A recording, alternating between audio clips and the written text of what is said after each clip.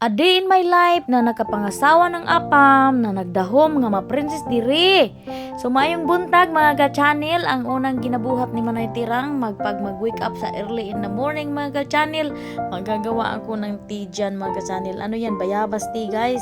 So bago natin lagyan ng pagkain ng ating tiyan, mag-inom muna tayo ng maligamgam na tubig para matutunaw ang mga taba-taba sa ating katawan mga ka-channel. So, ayun guys, habang pinalamig-lamig ko siya kunti, piniprepare ko rin yung mga gamit ko sa manicure ko kasi pagkatapos ko maglilinis mamaya sa church mga ka-channel sa building, dumaritso na lang ako kaagad doon sa kabilang bahay ni Mama Joy for today. Maglilinis ako sa kanyang paa guys. So, busy naman ay tirang ngayon Saturday today guys, so wala tayong pasok for today at saka wala din tayong pasok sa Monday guys. Mayroon tayong 3-day weekend na tinatawag na 3-day weekend guys. Wala tayong pasok sa Monday kasi it's holiday. So ngayon akala ko maging princess ako for today ba daily day mga ka-channel. So ayun guys, so habang naghantay tayong magpa-warm ang ating tea, magbabayad muna tayo ng ating utang guys kasi marami tayong babayarin. So ngayon yan po yung tea guys, na bayabas na tea.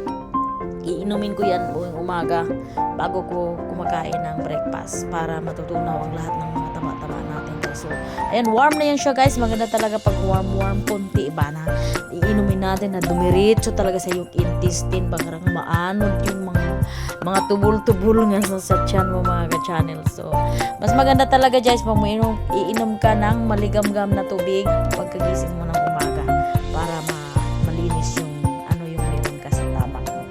Ayun guys, so habang guys, prepare ako, nanghingi ang asawa ko ng mga color, 2 color daw guys, kasi daw niya, may palatandaan siyang ilagay sa kanyang hindi ko alam. So, ayan guys, ready na ako dyan, papunta guys sa simbahan guys, maglilinis ako sa building guys, kasi Saturday today, so kailangan mapuntahan ko ang building na once a week guys, bago mag Sunday, kasi kailangan Sunday malinis na siya kasi magsiservice. So ayan guys, pupunta na tayo dyan, maglilinis tayo ng mga guni-guni dyan, magkuha tayo sa mga basura.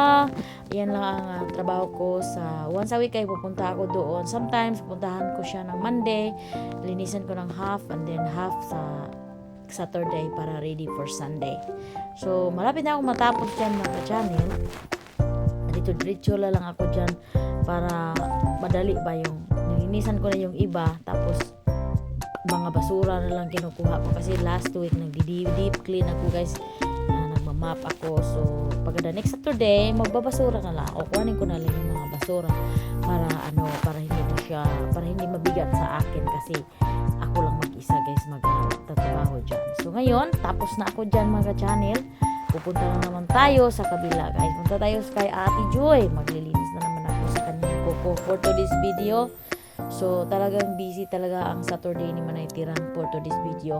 Akala ko guys maging princess ako for today pero hindi pala. So dumating na ako dyan sa kanyang bahay guys. Kuha na natin yung mga hiriminta natin guys. So yan po yung mga gamit ko sa mga manicure and pedicure.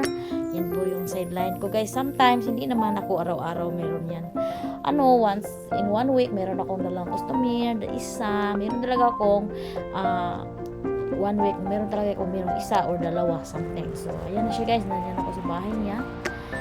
Bubuksan na niya ngayon ang garage niya mga channel. So wala pa ko ligo dyan mga channel, kagigising ko lang yan, diretso agad sa trabaho, diba? So ngayon nandito na siya mga channel, pumapasok na ako sa kanyang garage. Sabi pa niya, uwi ka na kasi late na daw ako. So ayan, yan si Ate Joy. Yan siya, in 1 month 2 times siyang magpaglinis sa akin. So every 2 weeks.